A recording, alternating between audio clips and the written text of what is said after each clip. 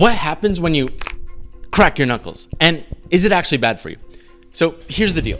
In between your joints, you have this loop called synovial fluid. So when you stretch out your joints, you release gas, which forms a bubble. Then you pop it. So that means if you want to pop it again, you gotta wait 20 minutes for the gases to return.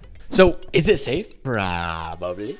This wild researcher, Donald Unger, put it to the test. For 60 years, he popped the knuckles on his left hand twice a day, while he never even touched his right. The result? Both felt the same. He didn't have arthritis in either. And most studies seem to agree. So go for it, you freaks.